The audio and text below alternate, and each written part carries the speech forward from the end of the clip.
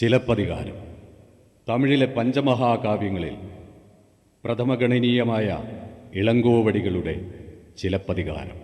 കഥാതന്തുവിൽ കോട്ടം തട്ടാതെ തന്നെ രംഗാവിഷ്കാരത്തിനുള്ള സ്വാതന്ത്ര്യം ഞങ്ങൾ എടുത്തിട്ടുണ്ട്. ഞങ്ങൾ ആരംഭിക്കുന്നു ചിലപ്പതികാരം.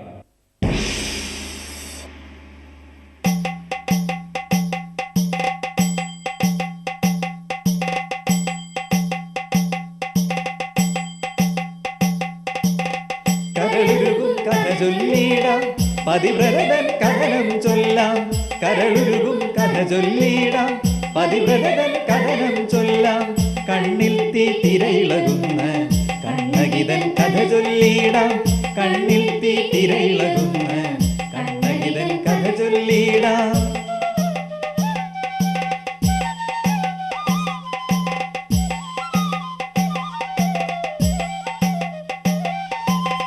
മലമുകളിൽ പോയി ഞങ്ങൾ കുരുവികളെ ആട്ടി നടന്നു, മലമുകളിൽ പോയി ഞങ്ങൾ കുരുവികളെ ആട്ടി നടന്നു. അരുവികളിൽ മുങ്ങിപ്പൊങ്ങി മനമൊരുകും കാഴ്ചകൾ കണ്ടേ, അരുവികളിൽ മുങ്ങിപ്പൊങ്ങി മനമൊരുകും കാഴ്ചകൾ കണ്ടേ.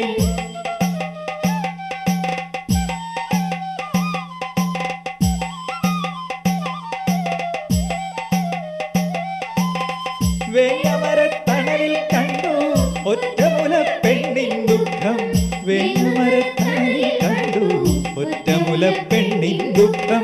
കണ്ണീരിൻ കഥ കാണാനായി വന്നവരെ ഞങ്ങൾ നമിപ്പൂ, കണ്ണീരിൻ കഥ കാണാനായി വന്നവരെ ഞങ്ങൾ നമിപ്പൂ. കാവേരിപ്പൂമ്പട്ടണത്തിൽ ജനിച്ച് ഭർത്താവിനോടൊത്ത് മധുരയിൽ വന്നവൾ കണ്ണകി. നിരപരാധിയായ തന്റെ പ്രിയതമനെ വിചാരണയില്ലാതെ വധിച്ച പാണ്ഡ്യരാജാവിനെതിരെ പ്രതികാരദുർഗയായ കണ്ണകി. തന്റെ പ്രിയതമന്റെ നിരപരാധിത്വം തെളിയിച്ച് മധുരാപുരിയെ ചുട്ടുകരിച്ച പതിവ്രതയായ കണ്ണകി. ഒരു നഗരം മുഴുവൻ ചുട്ടരിക്കാൻ മാത്രം എന്ത് അനീതിയാണ് പാണ്ഡ്യരാജാവ് അവളോട് ചെയ്തത്? കരളുരുകും കഥ ചൊല്ലിടാം പതിവ്രതൻ കഥനം ചൊല്ലാം, കരളുരുകും കഥ ചൊല്ലിടാം പതിവ്രതൻ കഥനം ചൊല്ലാം. കണ്ണിൽ തീ തിരയിളകുന്ന കണ്ണകിതൻ കഥ ചൊല്ലിടാം, കണ്ണിൽ തീ തിരയിളകുന്ന കണ്ണകിതൻ കഥ ചൊല്ലിടാം.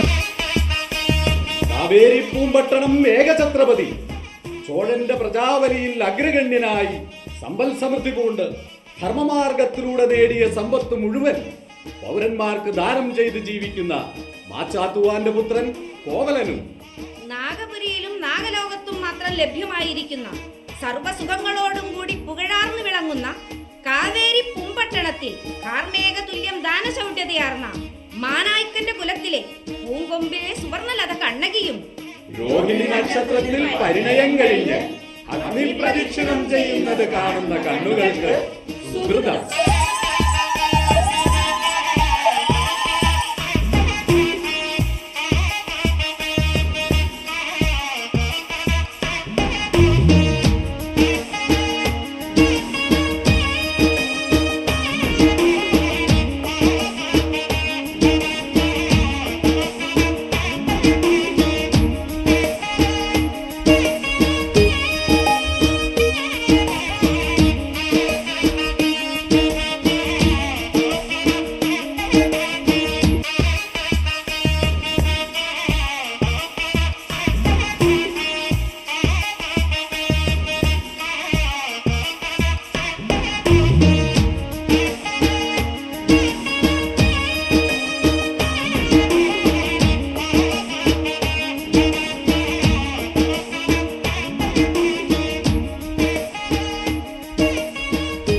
ശിവൻ തന്റെ തലയിലേക്ക് വെച്ചിരിക്കുന്ന അമ്പിളിക്കല പോലെ പ്രകാശിക്കുന്ന നെറ്റിയോടുകൂടിയവൾ കണ്ണകി.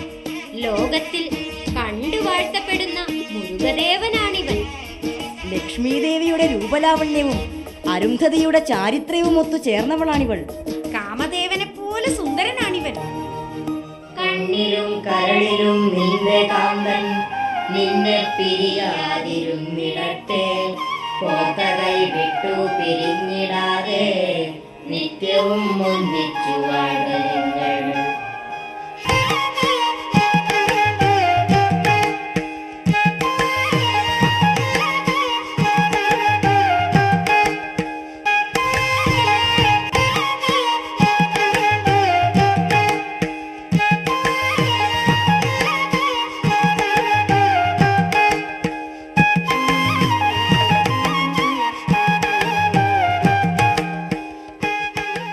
അങ്ങനെ കണ്ണകി ആർക്കും അസൂയ ജനിപ്പിക്കത്തക്ക വിധം ഐശ്വര്യത്തോടുകൂടി കുടുംബിനീപദം മുറതെറ്റാതെ അലങ്കരിച്ചുകൊണ്ട് സർവ്വസുഖഭോഗങ്ങളോടും കൂടി ജീവിച്ചു വരും നേരം പുക്കാർ നഗരത്തിലെ രാജകൊട്ടാരത്തിൽ ഇന്ന് ദേവദാസി ചിത്രാവതിയുടെ സുന്ദരിയായ മകൾ മാധവിയുടെ അരങ്ങേറ്റം നടക്കുകയാണ്.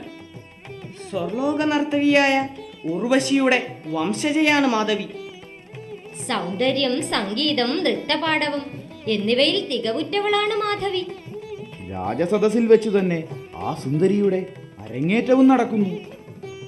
മധ്യചിത്തം മയക്കുന്ന നർത്തകി, നാടകമാടും കുലം പെറ്റ പെണ്ണാൾ, വിടന്നെഴും തോളുകളുള്ളവൾ, കൂരിരുൾ കൂന്തളഭാരം വകഞ്ഞിട്ടു പൂച്ചൂടി നിൽക്കുവോൾ മാധവി. അവൾ തന്നാട്ടം കാണുവാൻ വരിക, പൂമ്പുകാരൻ രാജസദസ്സിലേക്കു വരിക.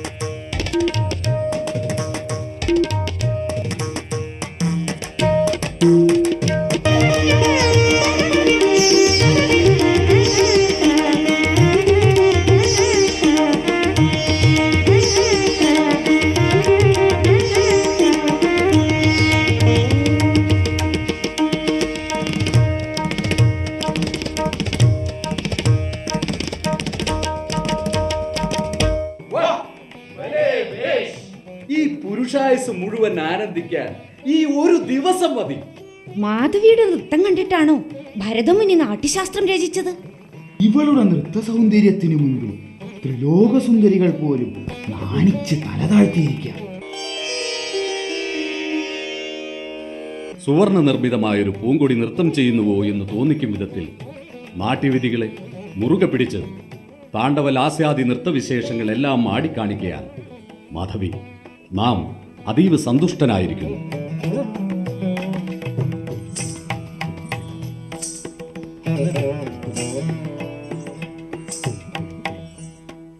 ആറുവീതമുള്ള 10 അട്ടികളും പിന്നെ ഒരു 8ഉം ചേർത്ത് 1008 പൊന്നുവിലയുള്ളതാണ് ഈ മാല. ഇത്രയും പൊന്നു തന്ന് മാല വാങ്ങി അണിയുന്നവൻ മാധവിയുടെ കമിതാവാകുന്നതാണ്.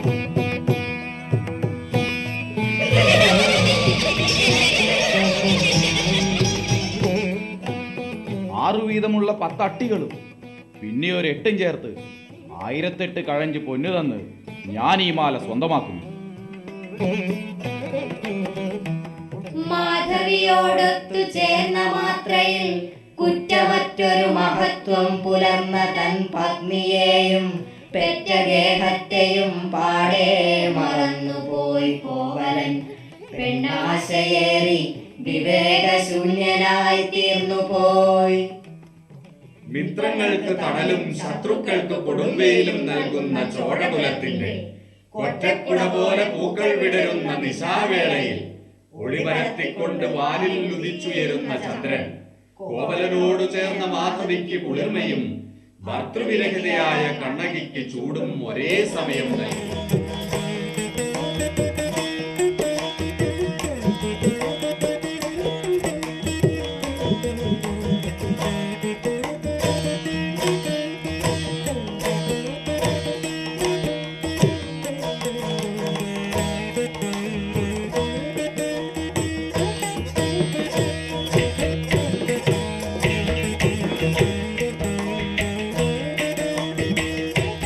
ഇവളുടെ വിരലുകൾ ചലിക്കുന്നത് എനിക്ക് വേണ്ടിയല്ല.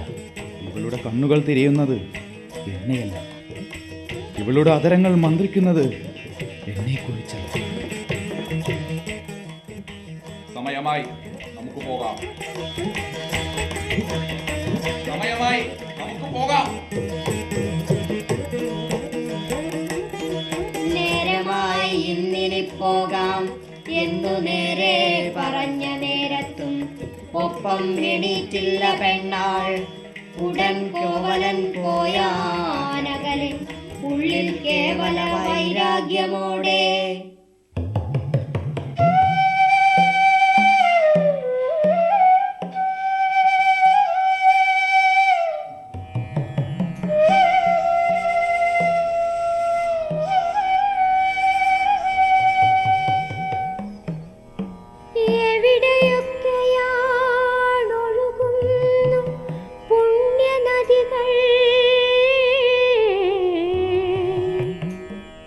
അവിടമെല്ലാം തൊഴുതു മുങ്ങുവാൻ തുനിഞ്ഞെന്നെ പിരിഞ്ഞകന്ന കാന്തനെ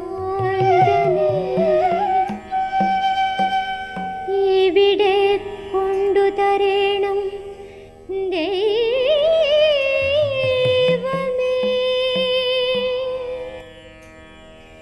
വിരഹിണികളെ നിങ്ങളെ വരും പ്രിയനോടു ചേരുവിൻ.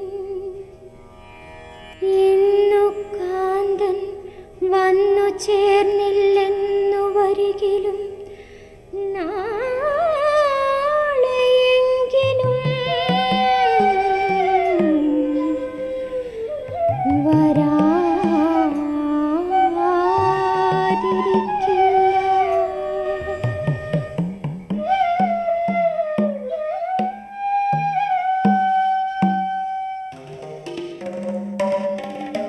അല്ലയോ സഖി, ദൂരെ ദൂരെ നിന്നൊരാൾ വരുന്നത് കണ്ടു.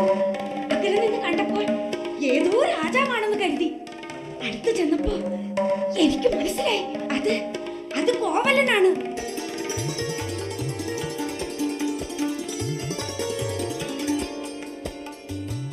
ഓ ദൈവമേ, ഇത് സത്യമോ മിഥ്യയോ? അത് അദ്ദേഹം തന്നെ ആയിരിക്കുമോ? ദൈവമേ, ദൈവമേ, ഈ പൂക്കൾ നിനക്കുള്ളതാണ്.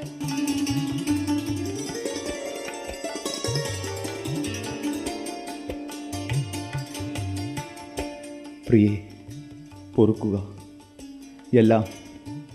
എല്ലാം ആ വഞ്ചകിയുടെ സഹവാസം കൊണ്ട് സംഭവിച്ചതാണ്. ചൂതാട്ടക്കാരോടും പരസ്ത്രീ ലമ്പടന്മാരായ വിടന്മാരോടും പരദൂഷണപ്രിയന്മാരോടും ഒക്കെ കലർന്ന് വിനോദിക്കയാൽ നമ്മുടെ പൂർവികന്മാർ നേടിത്തന്ന മല പോലുള്ള സമ്പത്തെല്ലാം തുലച്ച് ദരിദ്രനായി വന്നിരിക്കുകയാണ് ഞാൻ.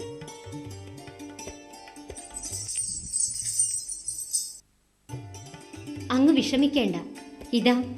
ഇത് തലമുറകൾക്ക് മുൻപുള്ള വളരെ വിലപിടിപ്പുള്ള ചിലമ്പുകളാണ്. അങ്ങേക്കിത് വിൽക്കാം. നിന്റെ കാലടികളെ അലങ്കരിക്കുന്ന ചിലമ്പുകളിൽ ഒന്ന് വിറ്റിട്ട് വീണ്ടും കച്ചവടം തുടങ്ങാം. ഞാൻ നശിപ്പിച്ച ധനവും ആഭരണങ്ങളും വീണ്ടെടുത്ത് നമുക്ക് നഷ്ടപ്പെട്ട പ്രതാപവും ഐശ്വര്യവും വീണ്ടെടുക്കാം. അതിന് കീർത്തി കേട്ട മധുരയിൽ പോകണം. ഉടൻ പുറപ്പെടുക.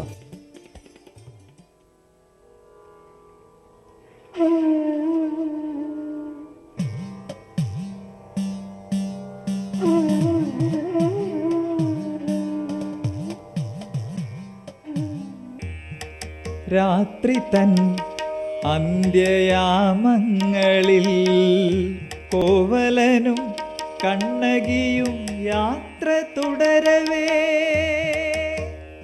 ദുരിതപൂർണമാം പാതയും മലകളും അരുവികളും മുറിച്ചു നീങ്ങവേ ബുദ്ധഭിക്ഷുവാം കൗന്തിയടികളെ കണ്ടു.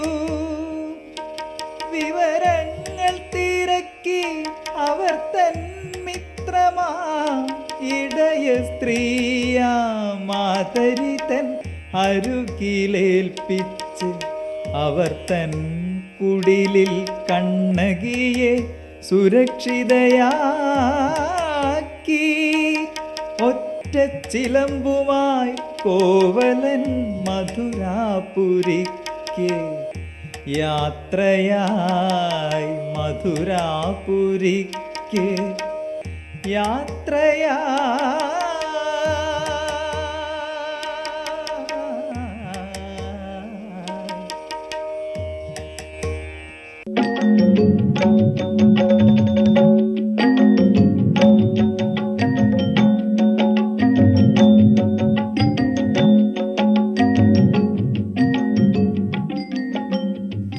കോവലനല്ലേ ഇവിടെ എങ്ങനെ വന്നു ചേർന്നു? മാധവിയോടൊത്ത് അങ്ങ് ജീവിച്ചിരുന്ന നാളുകൾ എനിക്ക് നല്ല ഓർമ്മയുണ്ട്.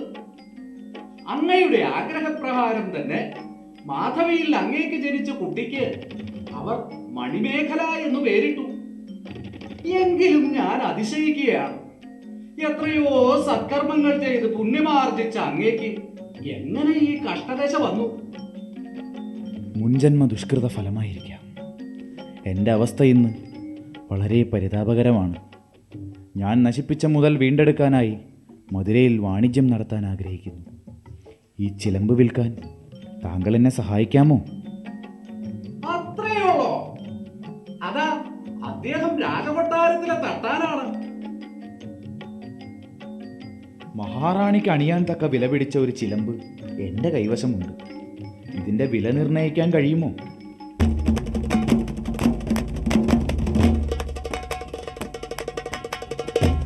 വഞ്ചനയോടെ താൻ പണ്ട് കഞ്ചം നോക്കി ഒളിപ്പിച്ച മന്നവ മഹിഷിക്കുള്ള ചിലമ്പ് തന്നുടെ കയ്യിലിരിക്കുന്നു. ആരാൻ അറിയും മുമ്പ് അരജനും അറിയും മുമ്പേ താൻ അന്യനൊരുത്തൻ കാട്ടിയ കാലിണയെ തൻ കളവിനു പകരം വെച്ചിട്ട് കളവിനെ ഇന്ന് മറച്ചേക്കാം. ഇങ്ങനെ ഓരോ കുടിലതകൾ തന്നുടെ മനസ്സിലൊരു കൂട്ടി സ്വന്തം രക്ഷാമാർഗത്തിൽ സന്തോഷിച്ചാൻ തട്ടാനും. ഇത് തീർച്ചയായും രാജ്ഞിമാർക്കല്ലാതെ വേറെ ആർക്കും യോജിച്ചതല്ല. രാജ്ഞിമാർ ഉപയോഗിക്കുന്ന തരത്തിലുള്ള ചിലമ്പിന് വിലമതിക്കാൻ എനിക്ക് സാധിക്കുകയില്ല. ആയതിനാൽ ഇത് മഹാരാജാവ് തിരുമേനിയോട് ഉണർത്തിയിട്ട് വരാം. അതുവരെ ഇവിടെ കാത്തിരിക്കുക.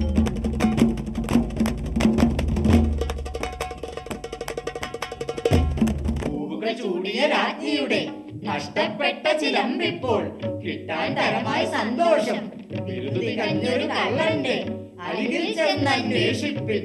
അവനുടെ കയ്യിലതുണ്ടെങ്കിൽ അവനെ ഇവിടെ കൊണ്ടുവരും. മന്നവൻ അങ്ങനെ കൽപ്പിക്കെ തന്നുടെ കുടിലത സാധിക്കെ സിംഹാരോത്സുകനാം കെട്ടാൻ സൈനികരൊത്തു നടക്കുകയായി.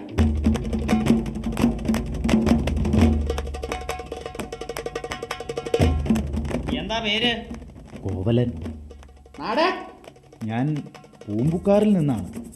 ആ ചിലമ്പ് കാണട്ടെ. ഇത് റാണിയുടെ ചിലമ്പ് തന്നെയാണോ? അതെ അതെ, സംശയമില്ല. പക്ഷെ ഇയാളെ കണ്ടിട്ട് ഒരു കള്ളനാണെന്ന് തോന്നുന്നില്ല. ഇനി നിങ്ങളുടെ ഇഷ്ടം. ഞാൻ എന്തായാലും കള്ളനെ പിടിച്ച് തന്നിട്ടുണ്ട്. ചിലമ്പ് വാങ്ങിക്കുകയോ ശിക്ഷിക്കുകയോ ഇനി വെറുതെ വിട്ടാലും എനിക്കൊന്നുമില്ല. രാജാവ് ഭയങ്കര ദേഷ്യത്തിലായിരുന്നു. നിങ്ങൾ കേട്ടതല്ലേ? അവനെ കൊന്നുവാ എന്നാ പറഞ്ഞത്. കൊണ്ടുവാ എന്നല്ലേ പറഞ്ഞത്? അല്ലല്ല, മേളത്തിന്റെ ശബ്ദത്തിൽ നിങ്ങൾ കേൾക്കാനിട്ടാ കൊന്നുവാ എന്നാ പറഞ്ഞത്. തട്ടാൻ അവനെ കൊല്ലേണം, തട്ടിപ്പിൻ കഥ സൂക്ഷിക്കാൻ വാളേന്തുന്ന ഭടന്മാരെ വെറുതെ തട്ടാൻ കളിയാക്കി. മന്ദപ്രജ്ഞൻ ഭടനൊരുവൻ, മദ്യവൻ അക്ഷരശൂന്യനവൻ, വെളുവെള മിന്നും തന്നുടവാൾ വീശി കോവല കണ്ഠത്തിൽ.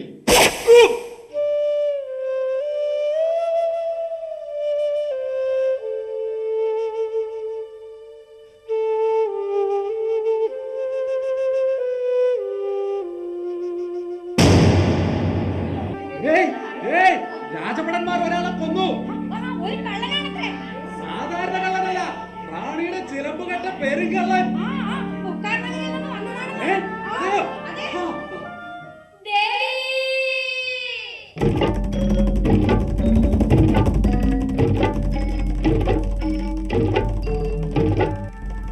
ഇതിനാണോ യാത്ര പറഞ്ഞു പോയത്?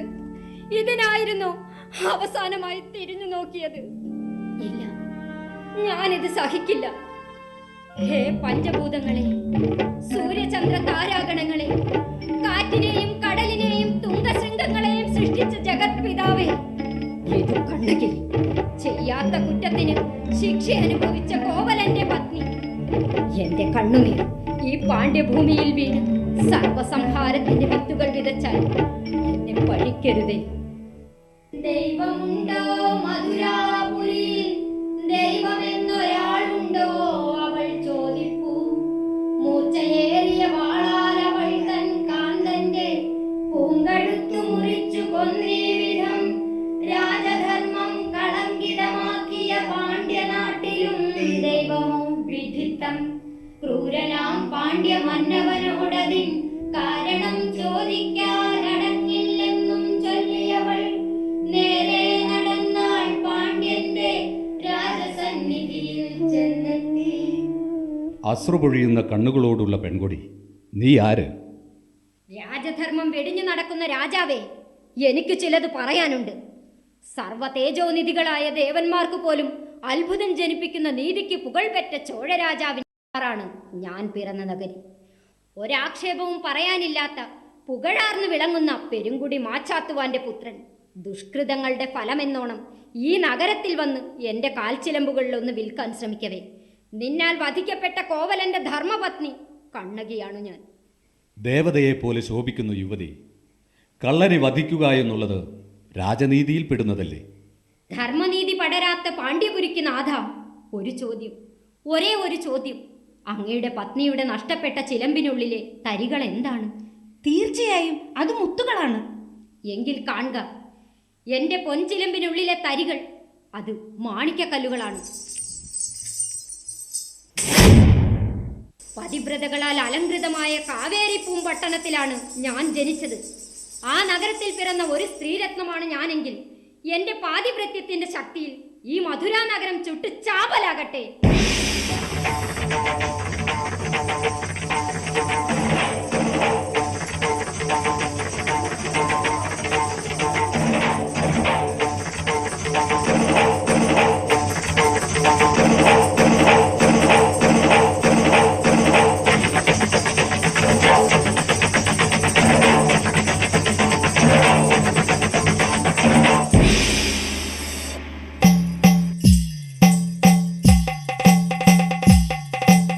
പള്ളിവാളും പൊൻചിലമ്പും കയ്യിലേന്തി ചെമ്പട്ടു ചുറ്റി ചെമ്പരത്തി മാലയിട്ടമ്മ മുടിയിളക്കി കാവു തീണ്ടാനിളകി വന്നമ്മ നിണമൊഴുക്കി ഗുരുതി കൊണ്ടു നിറഞ്ഞു നിന്നമ്മ നിയമനീതികൾ ചുട്ടരിച്ചു ഉറഞ്ഞു നിന്നമ്മ അരുമകൾക്ക് കരുണയായി തണലു തന്നമ്മ ആടിയാടി ഇളകിയാടി വരുന്നു നല്ലമ്മ തട്ടകത്തെ മക്കൾക്ക് കാവലായമ്മ അസുരശക്തിയൊടുക്കി മുക്തി നൽകി നല്ലമ്മ അശരണർക്ക് അഭയമായി ശക്തിയായമ്മ അശരണർക്ക് അഭയമായി ശക്തിയായമ്മ പള്ളിവാളും പൊൻചിലമ്പും കയ്യിലേന്തി ചെമ്പട്ടു ചുറ്റി ചെമ്പരത്തി മാലയിട്ടമ്മ പള്ളിവാളും പൊൻചിലമ്പും കയ്യിലേന്തി ചെമ്പട്ടു ചുറ്റി ചെമ്പരത്തി മാലയിട്ടമ്മ ചെമ്പട്ടു ചുറ്റി ചെമ്പരത്തി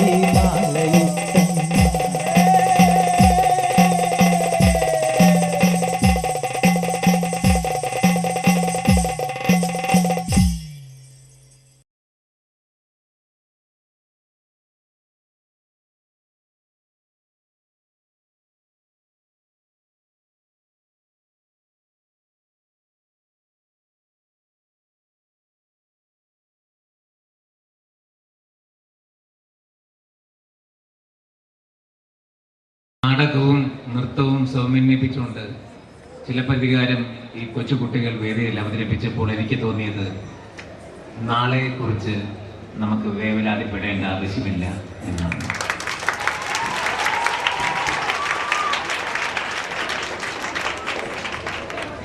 ഞാൻ പലയിടങ്ങളിൽ പ്രസംഗിക്കാൻ പോകുന്ന ഒരാളാണ്.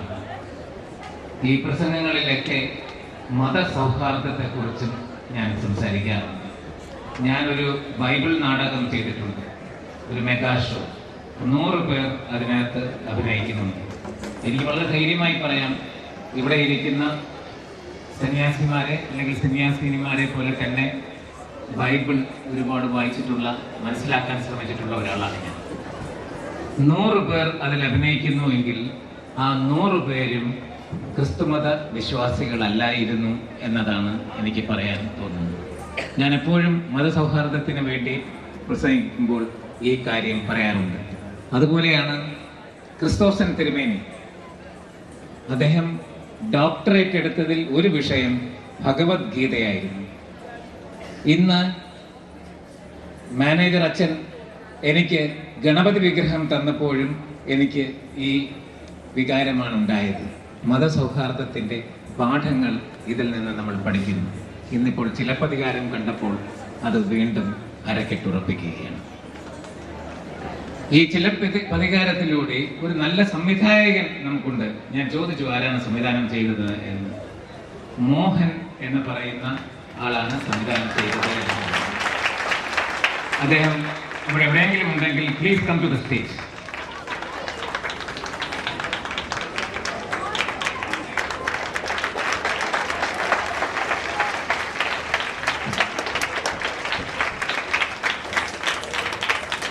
ചിലപ്പതികാരത്തിലൂടെ എന്താണ് പറയാൻ ഉദ്ദേശിച്ചത് എന്നെനിക്ക് തോന്നിയത്, ഇന്നത്തെ കാലഘട്ടത്തിന് ഈ ഇത്തരം ചിലപ്പതികാരങ്ങൾ ഉണ്ടാകണം. മലയാളി എന്ന് പറയുന്ന ഒരാൾക്ക് പല സ്വഭാവ ഗുണങ്ങളും ഉണ്ടായിരുന്നു ഒരു കാലത്ത്. ഞാൻ പാസ്റ്റ് ടെൻസിലാണ് പറയുന്നത്, ഉണ്ടായിരുന്നു എന്ന്. ഇങ്ങനെ ഉണ്ടായിരുന്ന സ്വഭാവ ഗുണങ്ങളിൽ ചിലത്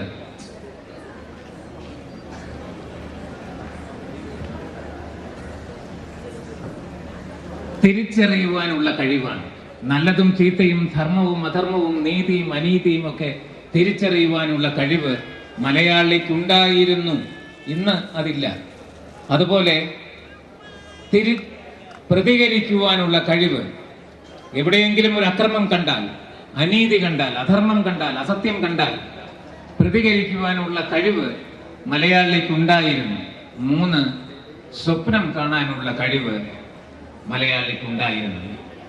ഈ 3 കഴിവുകളും നമ്മളിൽ നിന്ന് കൈമോശം വന്നു പോയിരിക്കുന്നു. ഈ നാടകം കാണുമ്പോൾ എങ്ങനെയാണ് ഒരു സ്ത്രീ അനീതിക്കെതിരെ, അക്രമത്തിനെതിരെ, അസത്യത്തിനെതിരെ പ്രതികരിക്കുന്നത് എന്ന് നാം മനസ്സിലാക്കുന്നു. ഈ നൃത്ത സംഗീത നാടകത്തിന്റെ സംവിധായകൻ ഇനി നിങ്ങളോട് സംസാരിക്കും.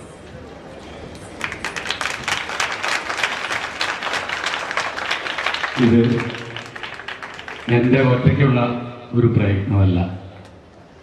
എൻ്റെ സുഹൃത്ത് മനുമത്തായി ദയവായി സ്റ്റേജിലേക്ക് വരും. അതുപോലെ തന്നെ ഇതിൻ്റെ സ്ക്രിപ്റ്റ് തയ്യാറാക്കുവാൻ ഏകദേശം 3 മാസത്തോളം ഞങ്ങളോട് സഹകരിച്ച എൻ്റെ ഭാര്യ തങ്കമോഹൻ, സ്കൂൾ ഓഫ് ഡ്രാമയിൽ നിന്നും പോസ്റ്റ് ഗ്രാജുവേഷൻ കഴിഞ്ഞ് വെറും ഒരു സർക്കാർ ഉദ്യോഗസ്ഥയായി കഴിയുകയാണ്. പ്ലീസ്.